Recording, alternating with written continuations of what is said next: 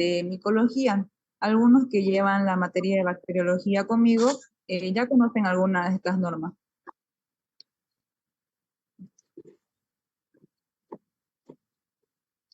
Principalmente tienen que traer su equipo de protección personal. Eso quiere decir, chicos, que ustedes tienen que venir con Eso quiere decir, chicos, que tienen que venir con vestimenta adecuada para el laboratorio. Como pueden ver arriba hay una imagen donde ahí se dice, donde ahí se ve claramente que no tienen que traer sandalias, no pueden venir los hombres con short, las mujeres con pantalones rasgados, con faldas, no es apropiado para el laboratorio. Después de eso, ¿qué es lo que sí tienen que traer? ¿Cuál es su material para que puedan ingresar al laboratorio? Es la bata del laboratorio, el gorro, los guantes y el barbijo. Estos cuatro sí o sí tienen que traer los chicos. No pueden venirse solo con su bata y con su gorro, con su bata y con su guantes. Tienen que traer las cuatro para poder ingresar. Después de eso tienen que traer su material de trabajo. Con eso nos referimos a su guía de laboratorio. Sus micrófonos, por favor. Ya, continuando. Con eso me refiero a que tienen que traer su guía de laboratorio, los fósforos, marcadores y cinta masking.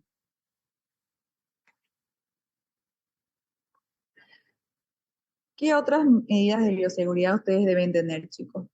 Como les dije también en bacteriología, va lo mismo para acá.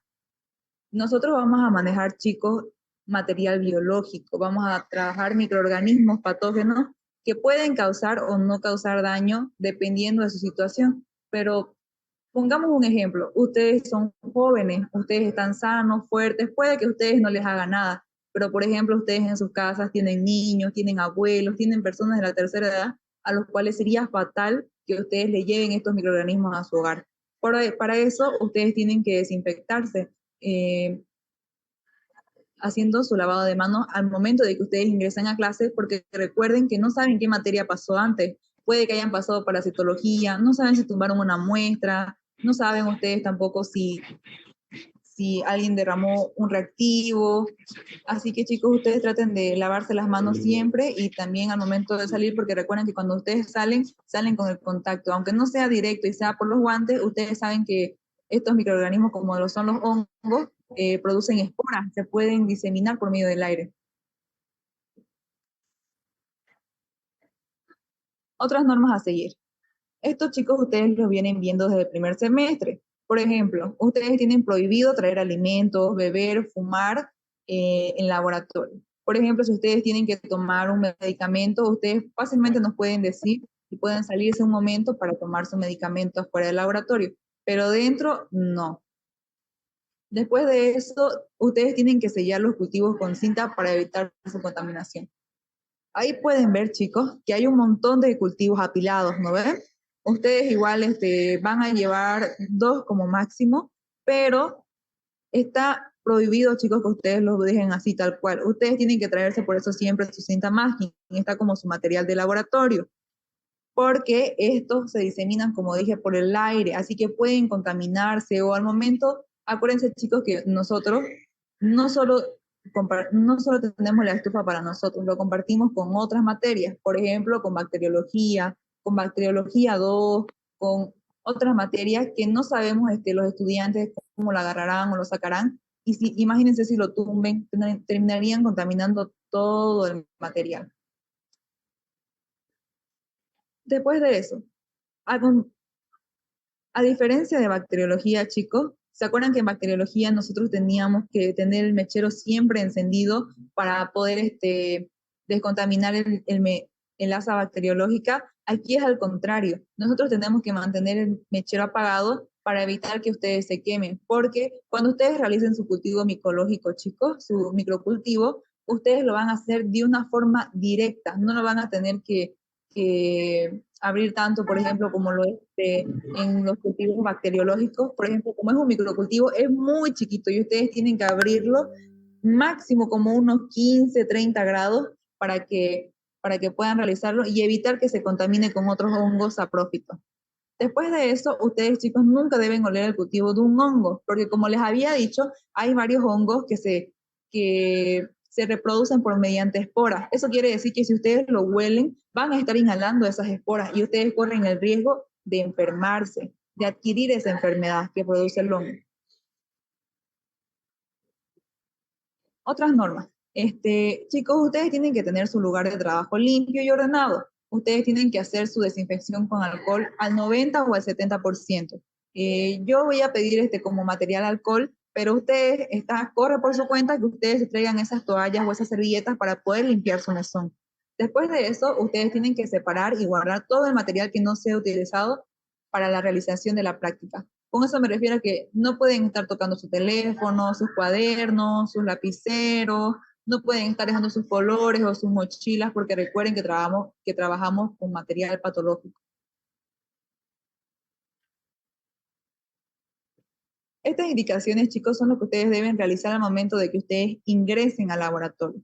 Por ejemplo, ustedes tienen que leer la práctica con anterioridad, pero claramente nosotros, con la doctora o con mi persona, vamos a realizar una breve explicación antes de realizar la práctica, pero eso no quiere decir que ustedes no lean la práctica antes de hacerlo. Ustedes tienen que saber cuando ingresen qué hongo vamos a identificar hoy, qué práctica vamos a utilizar hoy, qué reactivos utilizamos para hacer esto, a qué temperatura, porque se les va a preguntar y ustedes tienen que saber. Después de eso, el acceso al laboratorio es estrictamente para personas capacitadas. No pueden entrar ajenos. Con eso me refiero a que no pueden traer, por ejemplo, a su amigo que está un semestre más abajo, o por ejemplo, ustedes saben que el acceso al laboratorio está prohibido para los niños. Por ejemplo, un niño no puede entrar al laboratorio. Una persona que no es de la carrera tampoco puede ingresar al laboratorio porque no está capacitado, no sabe el riesgo al que se expone.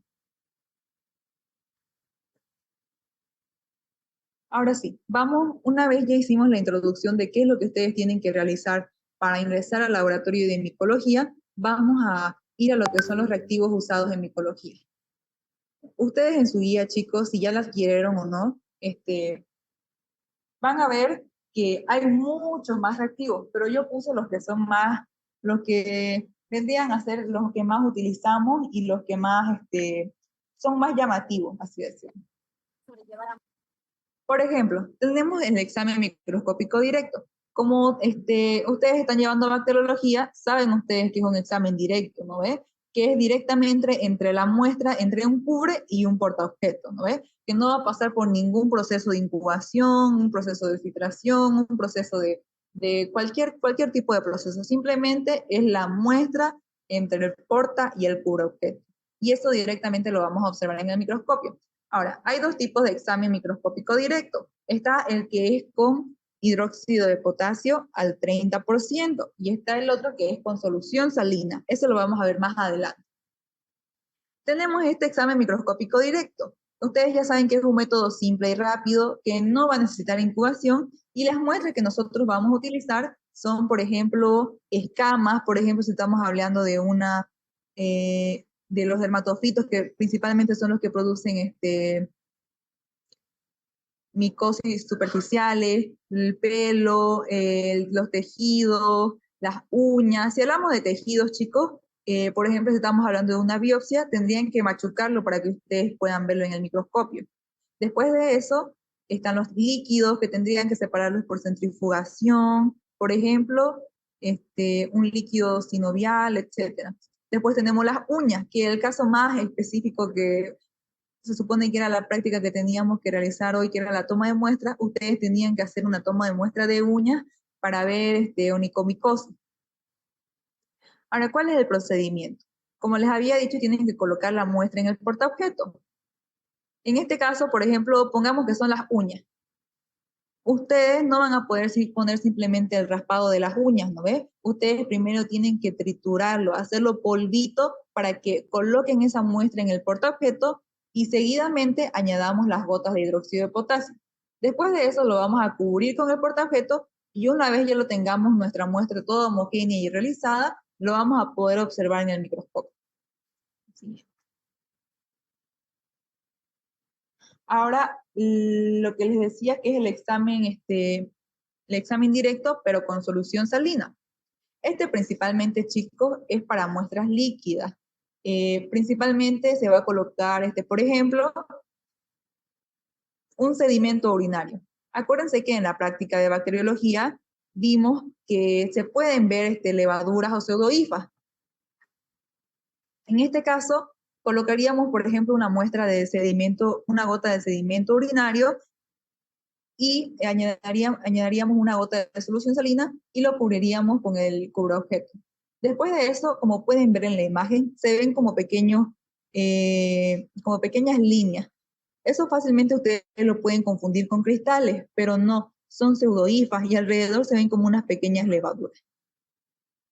¿Y cuál es la diferencia entre estos dos? Por ejemplo, en la solución salina, chicos, ustedes lo van a ver así de color transparente. Solamente van a poder ver un poco de la morfología, no van a poder ver su separación, las hifas, el micelio, no van a poder identificarlo. Y en el examen directo con hidróxido de potasio se va a ver de otra coloración, porque el hidróxido de potasio es de color azul, donde van a poder identificar más o menos los segmentos de cómo se ven. Ahora,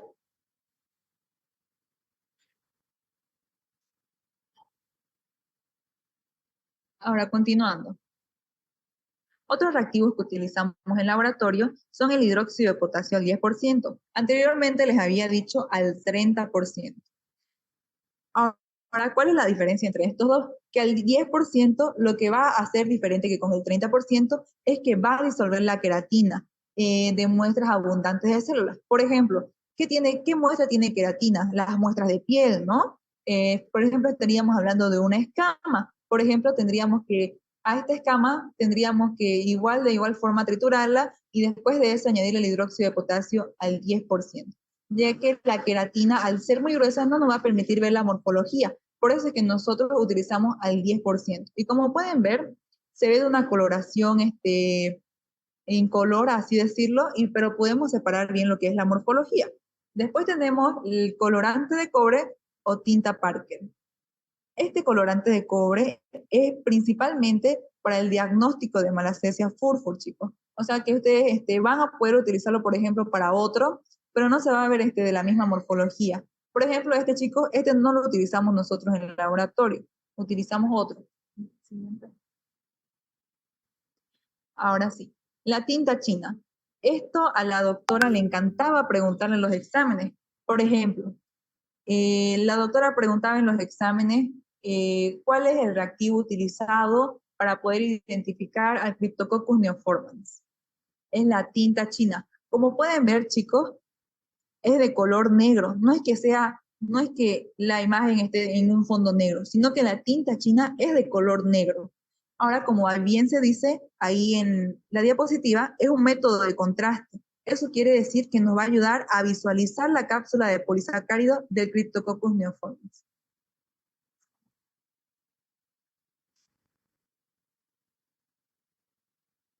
Pueden ver, chicos, lo estoy agrandando. Como pueden ver, es como que va a formar un halo. Ese halo, chicos, se debe a la cápsula del polisacárido. Por eso es que se ve como de contraste, es como que ustedes lo van a poder diferenciar. Y esto que ustedes ven, chicos, es que esto de acá, eso de ahí sí es la levadura del Cryptococcus neoformans. Por eso se le llama método de contraste, se ve muy bonito. Ya. Después de eso tenemos el azul algodón del lactofenol. Este, este reactivo, chicos, sí lo vamos a utilizar en el laboratorio, así que recuérdenlo bien, es el azul de algodón del lactofenol. ¿Esto para qué lo vamos a utilizar? Nos va a ayudar a examinar nuestras muestras obtenidas a partir de los cultivos. Eso quiere decir, chicos, que ustedes van a realizar microcultivos. Al momento de que ustedes vean en la siguiente clase, se van a dar cuenta que al momento de que nosotros sembramos en el microcultivo, colocamos un cubreobjeto. Ese cubreobjeto va a hacer que crezcan ahí el hongo se va a diseminar al cubreobjeto. Y al momento de que nosotros pongamos el azul de algodón de lactofenol en el portaobjeto, directamente lo vamos a poner encima de ese cubre que ya va a tener el crecimiento de los hongos. Y eso es lo que nos va a permitir ver a los micelios, a las hifas, etc. Como pueden ver en la imagen, chicos, aquí se ve claramente cómo se ven las hifas, cómo se ve su micelio, cómo se ven sus conidios. Eso es lo que nos permite ver el azul de algodón de lactofenol. Nos permite ver toda la morfología. En los otros solamente nos ayudaba a identificar si había, si había un hongo o si no, digamos, no sé si era positivo o negativo, pero en esto nosotros vamos a poder identificar el tipo de hongo, en este caso su especie. Por ejemplo, aquí estamos viendo un Aspergillus.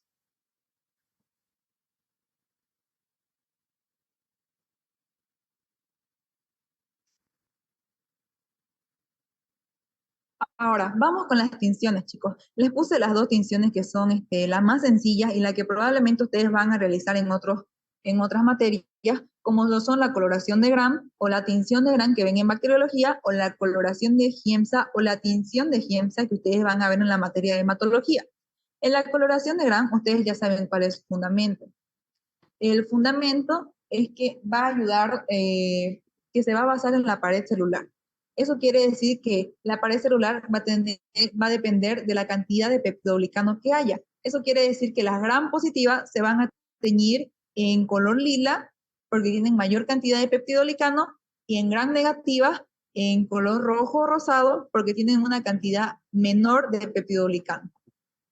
Y aquí hay una cosa que también caracteriza a, a los hongos, como lo son las blastoconidias y los pseudomicelios, es que se van a ver de una coloración gram positiva. Como lo pueden ver en la imagen, se ven como pequeñas ramitas y se ven ahí sus conidios, sus blastoconidias y sus pseudomicelios. ¿Lo pueden ver en la imagen? Eso es lo que nos ayuda a ver la tinción de gram. Y como les dije, las gram son de color violeta, color púrpura, tal cual como se ve en la imagen. Y en la otra, que es la coloración de Giemsa, que ustedes la van a utilizar en la materia de hematología, ustedes simplemente les va a ayudar a la utilidad para el diagnóstico de hongos que crecen de forma intracelular. Por ejemplo, ustedes pueden ver ahí las conidias, pueden ver levaduras, en este caso son levaduras, están de forma intracelular. Este es principalmente para el histoplasma. En la coloración de Giemsa, cuando tratamos de hacer que crezca de una forma intracelular, estamos hablando de un histoplasma. Por ejemplo, este es el histoplasma capsulatum. Ahora vamos con los cultivos de hongos. Esto también es importante, chicos, porque ustedes tienen que ir conociendo con qué hongos trabajamos, ya que recuerden con qué cultivos trabajamos, ya que recuerden que no todos los hongos van a trabajar con el mismo cultivo. Hay algunos que son más específicos, hay algunos que van a necesitar de suplementos como lo son el actidium, la cicloheximida, el cloranfenicol, etc.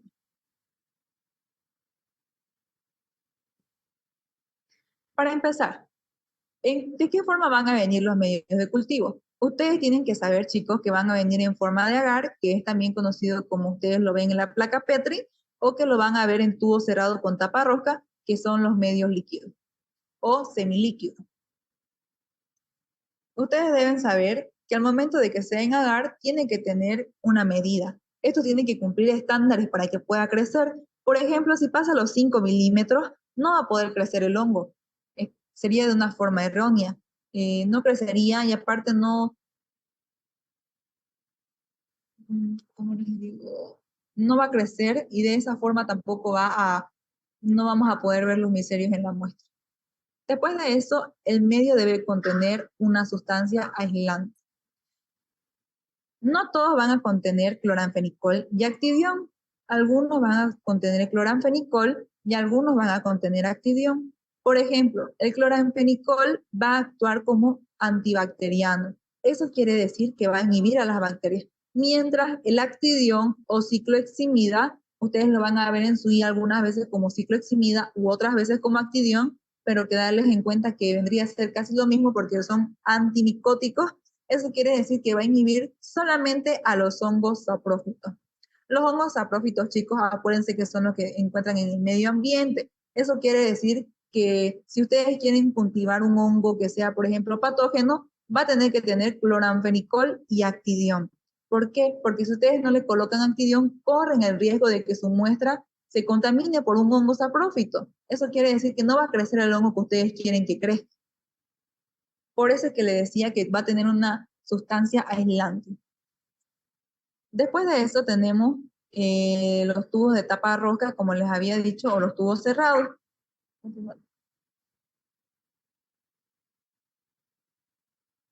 Por ejemplo, en los tubos de tapa rosca, lo más importante, chicos, es que ustedes tienen que dejar la tapa semiabierta. No la pueden dejar cerrada porque tiene que ingresar sí o sí oxígeno para que pueda crecer el hongo. Es lo contrario a lo que hacíamos, por ejemplo, en bacteriología, que más adelante van a ver que hay bacterias aerobias, bacterias anaerobias. En este caso no, en este caso sí o sí van a necesitar que esté medio abierto para que pueda crecer el hongo. Si ustedes lo cierran, no va a crecer nada.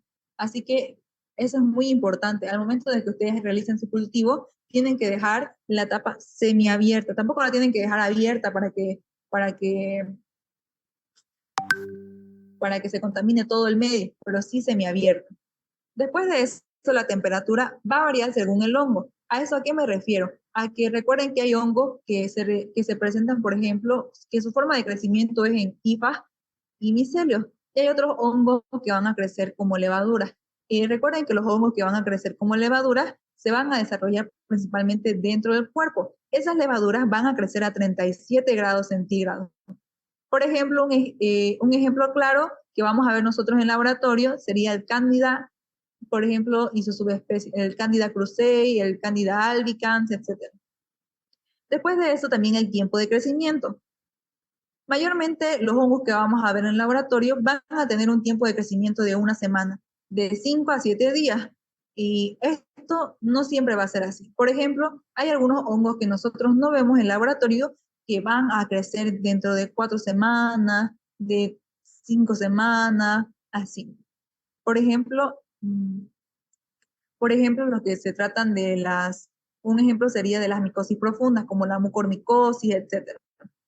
Y ahora, por ejemplo, si estamos hablando de hongo, si pasan las 4 semanas de lo que nosotros vamos a ver en el laboratorio, va a ser negativo. O sea que no va a crecer, si no creció nada, quiere decir que no hay un hongo. Quizás lo estamos confundiendo con una bacteria. ¿Cuáles son los medios más utilizados? Como les había dicho, chicos, hay algunos que van a tener cicloheximida y cloramfenicol y hay algunos que solo van a tener cicloheximida. Y otros solamente van a tener cloramfenicol. Ahora, como les había dicho, estamos hablando de lo que tienen cicloheximida y cloramfenicol. Ese principalmente va a ser para el aislamiento de dermatofitos y de levaduras. Porque acuérdense que la cicloheximida es lo mismo que la actidión, lo que había mostrado en la anterior, hace unas 2 diapositivas, que quiere decir que es un antimicótico. Eso quiere decir que no va a permitir que crezcan los hongos saprófitos. Después de eso, el cloramfenicol, que vendría a ser un antibacteriano. Sí o sí, chicos, va a tener que tener un antibacteriano porque corremos el riesgo de que crezca una bacteria en vez de un hongo. Las primeras prácticas, chicos, de laboratorio cuando hagamos cultivos, se va a desarrollar principalmente en dermatofitos. Así que cuando nosotros le preguntemos qué medio de cultivo van a utilizar, ustedes tienen que responder agar destrazado de Saburot con cicloheximida y cloramfenicol. Después de eso, tenemos el agar destrozado con cloramfenicol sin cicloheximida.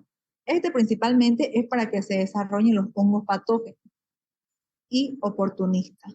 Eso quiere decir que oportunistas estamos hablando de lo mismo que son los saprófitos o los ambientales. Lo que no queremos que suceda, por ejemplo, en lo de los dermatofitos.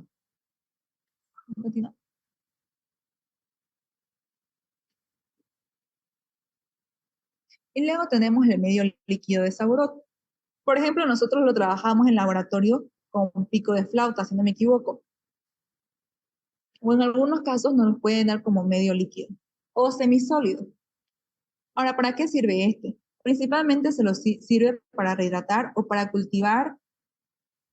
Sirve para rehidratar o para cultivar. Eso quiere decir que nosotros podemos, por ejemplo, nosotros no pasamos una semana a clases, ¿no ven? Y en la siguiente semana ustedes tenían que ver su hongo y van a ver que ese cultivo está muy seco. Así que para eso se utiliza el medio líquido de Saburot, para rehidratarlo. Porque como les había dicho, utilizamos microcultivos. No vamos a utilizar la placa completa como se ve en el agar micocel. Vamos a utilizar un pequeño cuadradito. Y como es pequeño y aparte no es muy grueso porque mide 3 milímetros, se puede secar, así que para eso sirve el medio líquido. Y como nosotros utilizamos el pico de flauta, acuérdense que vamos a utilizar una asa micológica. Es parecido a la asa bacteriológica, pero como les había mostrado en los materiales, la asa micológica vendría a ser como una aguja, sirve para pinchar o para crear estrías, que eso es lo que nosotros vamos a realizar principalmente en micología. En vez de pinchar, nosotros vamos a crear estrías encima del pico de flauta. Y obviamente si es líquido, no va a contener el medio solidificante, que es el agar. Después de eso tenemos el agar micosel. Este agar micosel, por ejemplo, chicos, también contiene cloramfenicol y cicloheximida, solo que a grados altísimos. Por ejemplo, si no podemos comparar, no, por ejemplo, aquí podría crecer los dermatofitos también, pero también podrían crecer otras bacterias aparte de los dermatofitos, porque tiene un contenido alto.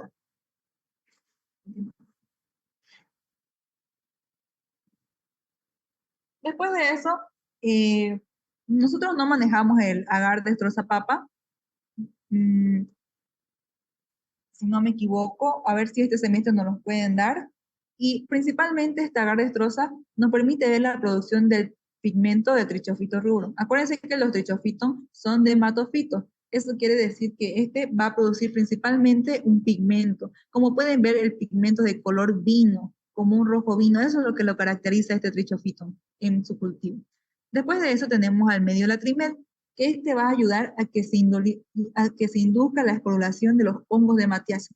Ustedes ya vieron generalidades con la doctora, me imagino, así que ustedes ya saben que es un hongo de Matiazo, ¿no ves? Es que al momento de que el hongo crezca y ustedes puedan ver su micelio y su hifa, lo van a ver de una coloración negra, ¿no ves? Por ejemplo, tenemos a la Piedrea hortae, eso es lo que podemos diferenciar, que van a producir un pigmento. Por ejemplo, más adelante vamos a ver un Aspergillus niger, que no porque ustedes vean su pigmento negro quiera decir que es un hongo de Matiacia. Eso lo vamos a ver más adelante en esa práctica. Ahora sí, vamos a lo que es toma de muestra. Vamos a finalizar la reunión y van a volver a ingresar, por favor, porque me sale que ya va a acabar. ¿Ya? Van a volver a ingresar al mismo link o mandaré otro en caso de que me diga que tenemos que esperar 5 minutos.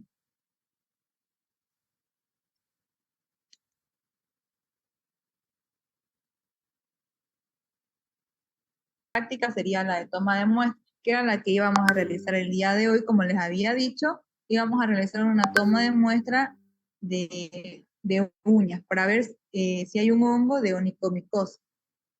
Ahora, la introducción. Ustedes, chicos, no pueden ir directamente y tomarle la muestra a su paciente. Ustedes primero tienen que hacerle preguntas, tienen que decirle, buenas tardes, les voy a dar un ejemplo, buenas tardes, usted toma algún antimicótico, que está con alguna medicación, se coloca alguna crema, se puso algún talco. Por ejemplo, si hablamos de una onicomicosis, lo más probable es que se haya puesto una cremita o también de la piel. O por ejemplo, si está tomando algo, si está tomando un antimicótico, por ejemplo, un fluconazol, etcétera. Tenemos que saber todo eso, porque recuerden que si nosotros vamos a tomar la muestra, en caso de que sí tenga una crema antimicótica, tenemos que suspender el tratamiento. Eso quiere decir que ustedes le van a decir a su paciente, disculpe, el día de hoy no le vamos a poder tomar la muestra, pero lo vamos a programar dentro de 5 días para que el antimicótico salga de su sistema.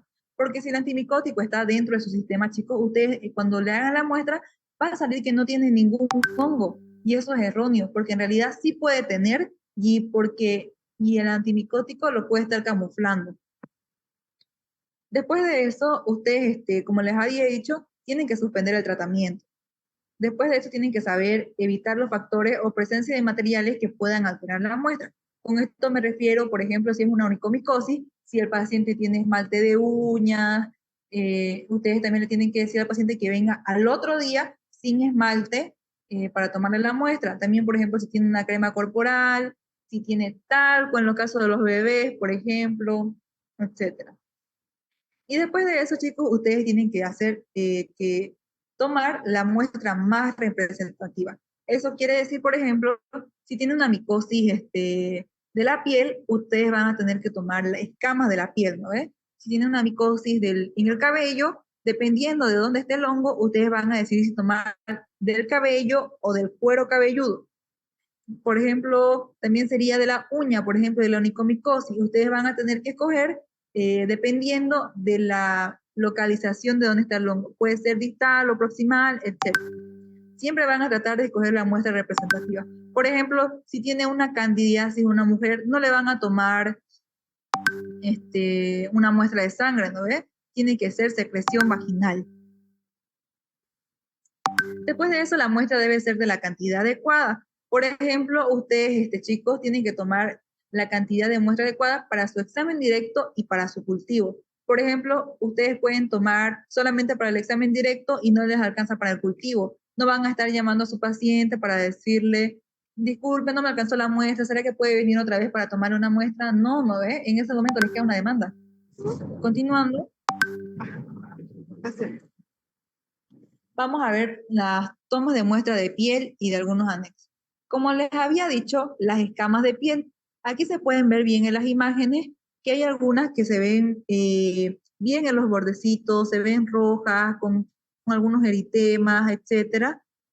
De esa forma van a ver ustedes, chicos, las micosis.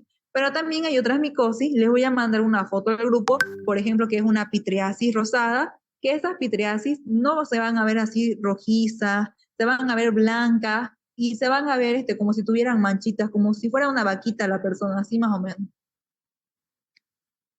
Por ejemplo, tienen que realizarse un raspado suave en el borde de la lesión. Hay dos tipos de técnicas. La primera es el raspado con el bisturí. El bisturí, chicos, obviamente tiene que estar estéril. Y el bisturí, cuando hagan el raspado, tiene que ir directamente a una caja Petri o a un portaobjetos. Después de eso tenemos el raspado con dos cubreobjetos. Ese raspado con dos cubreobjetos quiere decir que con un cubreobjeto van a ponerlo en la base y con el otro cubreobjeto lo van a raspar la piel. Y por ejemplo aquí dice que en caso de que sea una micosis muy delgada, por ejemplo como una pitriasis rosada, que igual, de igual forma ustedes lo pueden buscar en Google, en ChatGPT, en su guía favorita, van a ver que es una pitriasis que se ve muy delgada, que no presenta mayormente descamaciones.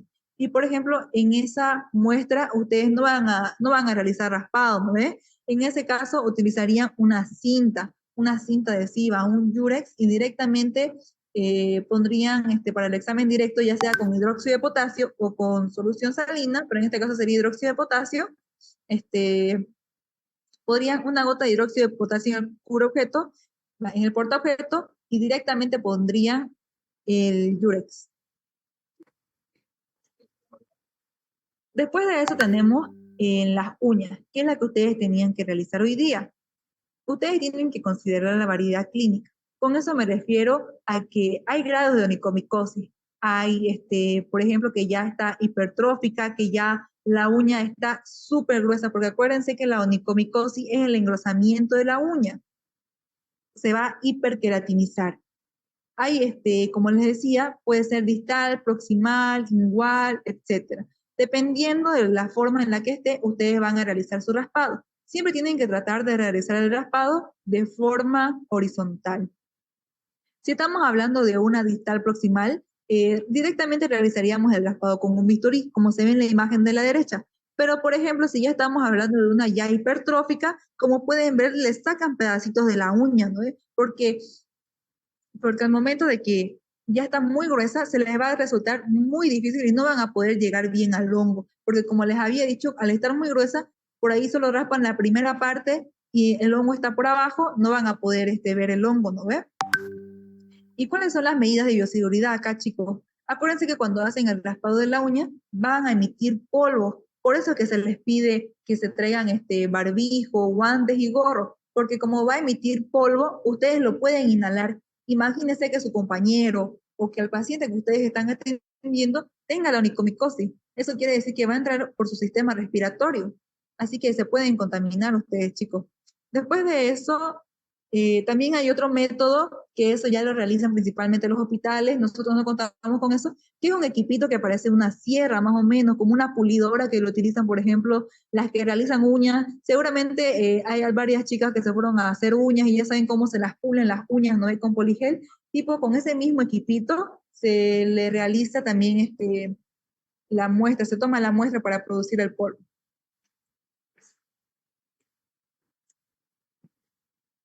Tenemos otras mucosas. Vamos a encontrar la mucosa oral y la mucosa vaginal. Por ejemplo, si estamos hablando de una mucosa oral, podríamos decir, por ejemplo, de una candidiasis. Recuerden que la candidiasis no solamente puede ser vaginal, también puede ser oral.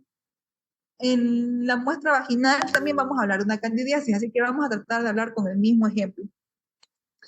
En la mucosa oral, primero tienen que seleccionar el área de la mucosa, chicos. Por ejemplo, tienen que tratar de ver dónde se ve el hongo. Por ejemplo, si es una candidiasis, van a ver que la lengua se encuentra muy, muy blanca, como con un engrosamiento. Hasta pueden pensar que se ve sucia, pero eso es en realidad por uno de los síntomas que produce la cándida. Después de eso, pueden realizar el raspado con bisturí o con punta de roma, o también pueden hacerlo con un hisopo. Este hisopo es de Dacron, ¿ya? El que nosotros utilizamos principalmente para las muestras micológicas, el que deberían utilizar en todos los laboratorios es el hisopo de Dacron, pero muchas veces no nos lo administran o no nos lo dan en los laboratorios o en los hospitales, y por eso simplemente lo hacemos con el hisopo de algodón. Y después de que hayan tomado la muestra, chicas, chicos, una vez hayan realizado su toma, ya hayan escogido el área, ya hayan identificado dónde está creciendo ese hongo, ya hayan tomado la muestra, ustedes tienen que dividir la muestra. Eso quiere decir que van a utilizar dos hisopos. Eh, Uno se va a ir para el examen directo, que se va a ir con fisiológica en un tubito, y el otro se va a ir con el medio de transporte, que es el medio Stuart, para que ustedes realicen su cultivo. Eso es muy importante. Por ejemplo, no puede tener ningún aditivo, como les había dicho, porque es examen directo. Es directo la muestra entre la placa y el puro objeto. Y en el otro tiene que tener un medio Stuart para evitar que esta muestra se contamine hasta que llegue al laboratorio.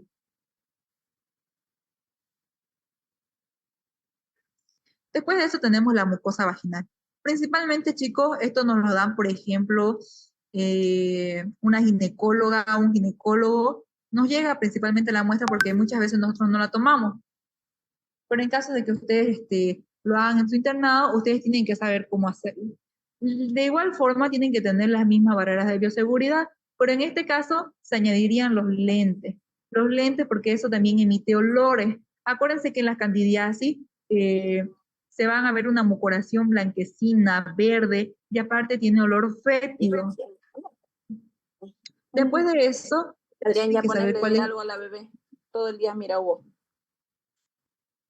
su micrófono, por favor, Silvana.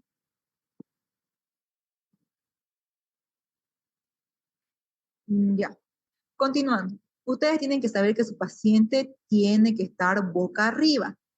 Eso quiere decir que su paciente va a estar acostado en una camilla. Si ustedes ya fueron a algún ginecólogo, y ya deben saber que van a estar boca arriba y con los pies apoyados en los estribos. Eso quiere decir que van a estar con las piernas expuestas, así decir. Y el ginecólogo o el especialista le va a introducir el espéculo, que es lo que vemos aquí en la imagen. Ese espéculo, chicos, es lo que va a permitir que se mantenga abierta la cavidad vaginal para que nosotros podamos tomar la muestra, ya sea de la secreción vaginal o del cuello uterino, independientemente. Pero principalmente nosotros tomamos la muestra de la secreción vaginal y estamos hablando de una candidiasis. Después de que hayamos introducido el espéculo, tienen que introducir suavemente el hisopo. El hisopo tiene que estar húmedo. O sea que ustedes, si lo tienen seco, pueden producir algún daño, por ejemplo, en su paciente. Por ejemplo, como ya está ya está en mal estado ese paciente, por lo que ya está con una infección, puede que le produzcan dolor o incomodidad. Así que ustedes tienen que tener el hisopo de forma húmeda, ya sea con solución fisiológica, etc. o solución salina. Después de eso, tienen que realizar un extendido directo para hacer el examen, tienen que realizar un extendido para hacer el examen directo y lo que sobre con el mismo hisopo de algodón, tienen que transportarlo en el medio estuario, ya sea para su cultivo, igual que en el anterior. ¿Sí? Después de eso tenemos muestras bronquiales, chicos.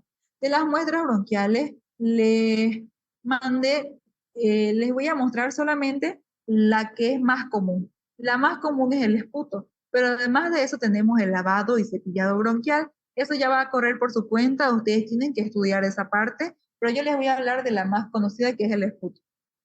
Ahora, aunque sea la más conocida y la más fácil, esto corre un riesgo, chicos. Eso quiere decir que se puede contaminar. Acuérdense que no solo tenemos al hongo, también tenemos bacterias que habitan en nuestra flora normal de la orofaringe.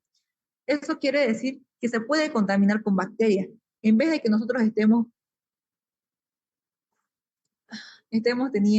sustrayendo el hongo, nuestra muestra representativa, estaríamos, por ejemplo, contrayendo a la bacteria, lo cual sería erróneo. Así que por eso es que, por más de ser la más común, tiene un margen de error alto.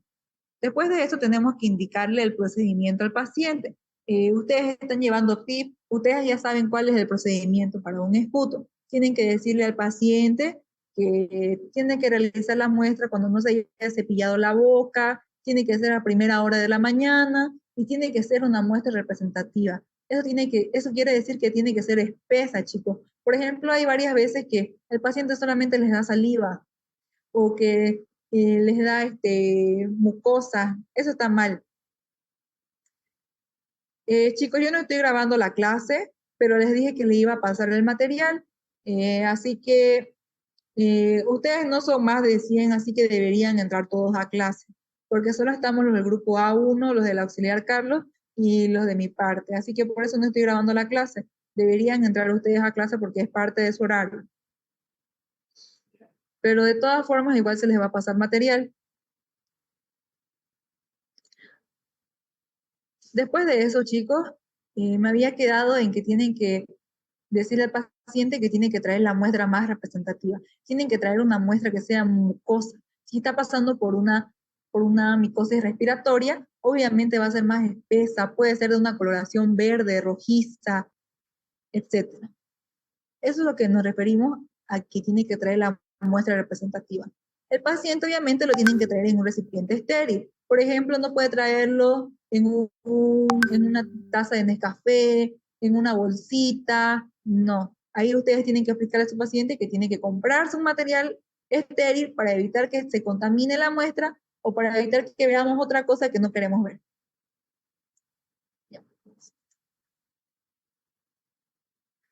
Después de eso vamos a irnos con las micosis. Vamos a hablar de la micosis ocular, la micosis ótica o otomicosis, y después de eso vamos a hablar sobre la biopsia. En la micosis ocular, la más frecuente, chicos, que van a ver principalmente en sus prácticas o en su internado, es la queratitis micótica, que se ve como una ulceración, como pueden ver en la imagen de abajo, que parece una úlcera. Y aquí, chicos, tiene que ser personal especializado. O sea que ustedes no van a realizar esta toma de muestras, pero de igual forma les sirve saber cómo se la toman.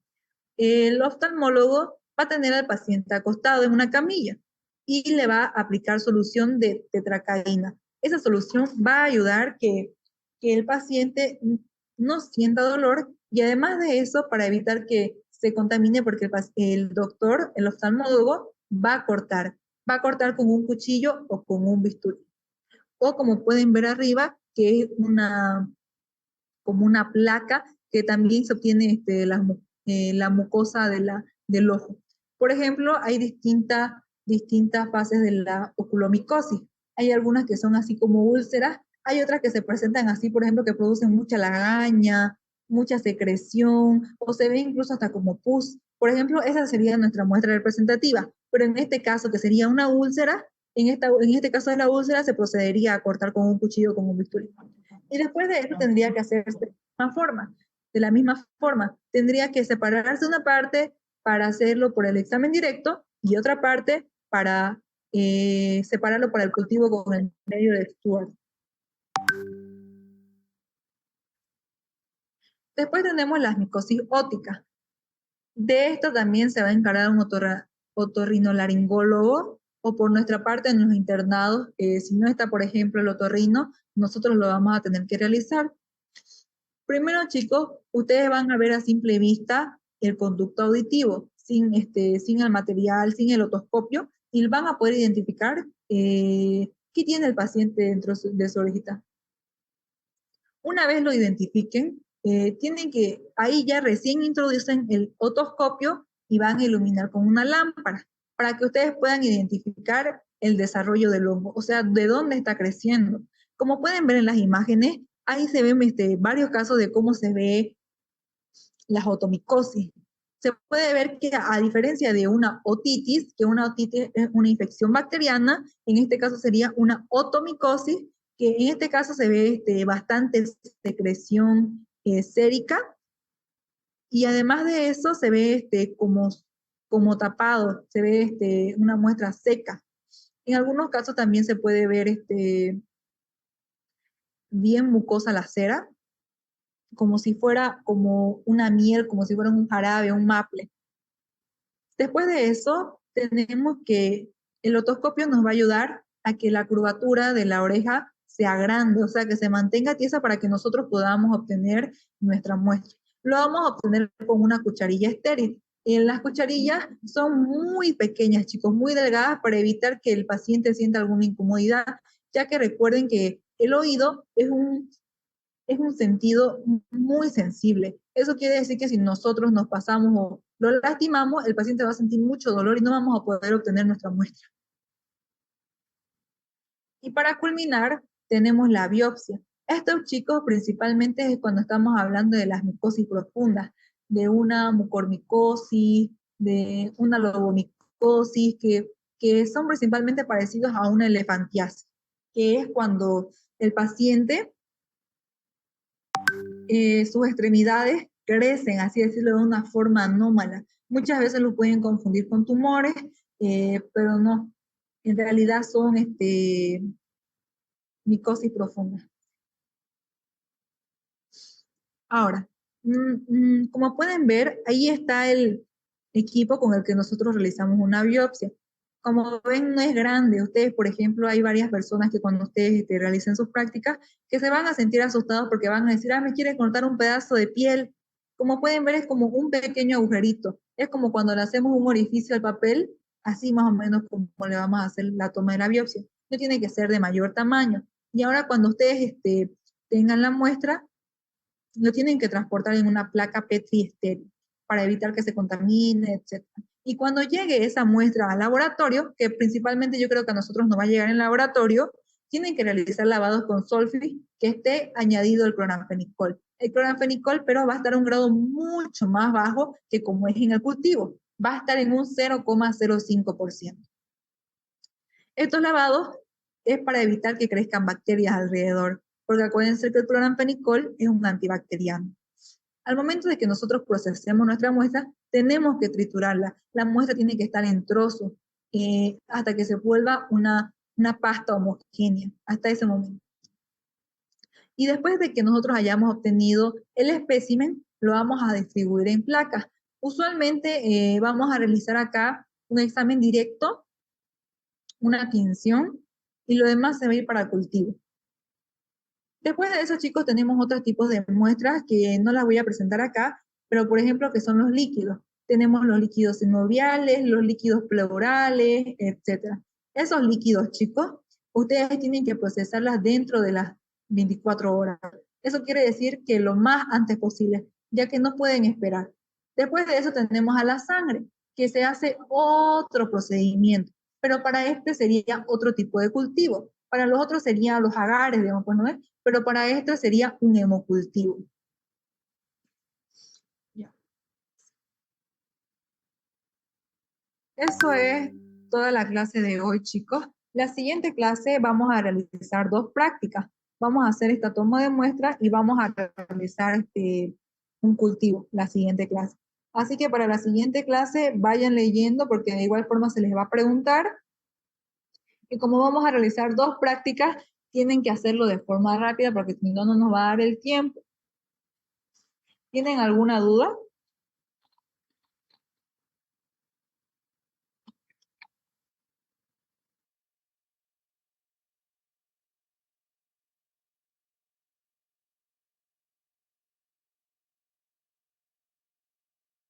No, sí, gracias. No sé si la doctora se encuentra presente.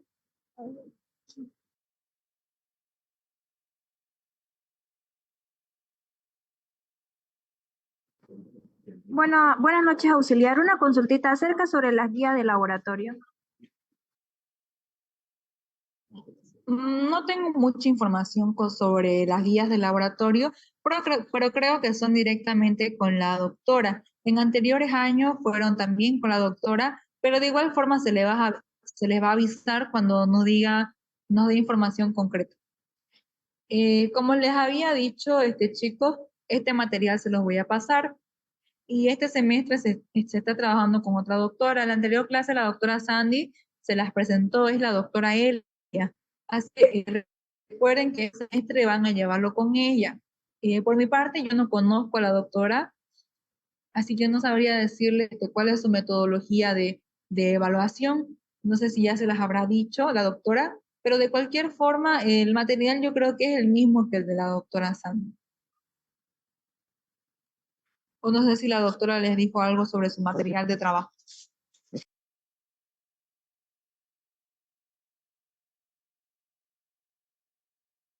O recién van a hablar con la doctora el día jueves sobre su material de trabajo. Dijo que vamos a Auxiliar, trabajar disculpe, con el la mismo guía material está de en la la doctora plataforma. también. Y la guía es de teoría la que tienen ahí, ¿no ve? Me imagino. ¿Es la misma que la de la doctora Sandy o es la guía de la doctora Elia? La doctora Elia va a trabajar con la guía de la doctora Sandy. Está trabajando con su material de ella. Ah, ya, está bien. Entonces, probablemente su examen sea del mismo material. En el examen, chicos, entra tanto teoría como un poco de laboratorio. Es como de que no va a preguntar preguntas directas de laboratorio, pero si ustedes saben, van a poder responder, porque la doctora Sandy, no sé si la doctora Elia también lo va a hacer de esta forma, antes nos mostraba imágenes de los hongos que veíamos. Por ejemplo, el primer examen es puro micosis superficiales como son dermatofitos, las pitriasis, las piedras, la piedra horta, etcétera. Así que yo les recomiendo que vayan identificando bien lo que son las imágenes. A ver si la doctora les pregunta con imágenes o si directamente les pregunta con teoría. En mi caso, el examen era con incisos, pero de igual forma tienen que saber responder, chicos, cuando sí es este examen abierto. Como les había dicho, este material yo lo voy a pasar, tanto a Carlos como a los de mi grupo lo voy a pasar para que ustedes lo puedan revisar y para que para la otra clase vengan estudiando. A los que son de mi grupo, yo les voy a tomar un examen de 5 minutos antes de que inicie la clase, porque estas prácticas ya son avanzadas, ya. Ustedes tienen que saber, y voy a preguntar lo que está en la diapositiva.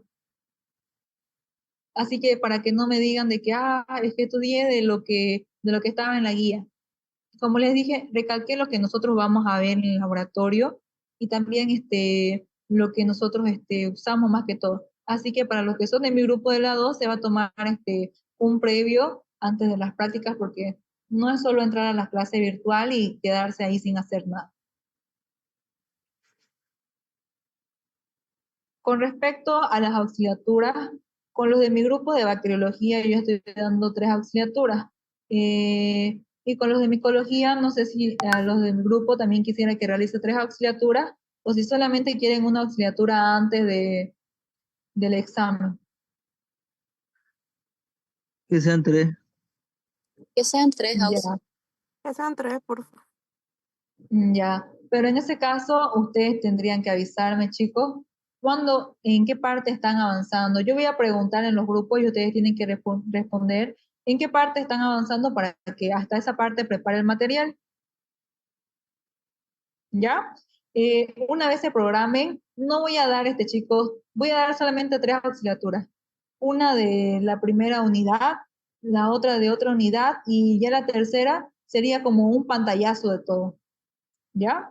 Y no voy a dar así en 2 horarios, como dicen, sí, por favor, uno el día martes y otro el día viernes, va a ser todo en un horario. De ustedes va a depender si quieren que sea virtual o de forma presencial para que puedan asistir todos. Para los de los demás grupos de micología también les voy a mandar, para que no solo estén los de mi grupo, también vayan los de otros grupos. Y de igual forma, lo que le pase a mi grupo del material de apoyo, voy a tratar de pasarle el material a los demás grupos. Y ya, como les había dicho, se salen por favor los del A1 y se quedan los del A2, voy a tomar lista. Los del A1 ya debieron poner su nombre en el chat. Y los del A2 se quedan, voy a tomar lista. Por favor, vayan saliéndose los del A1.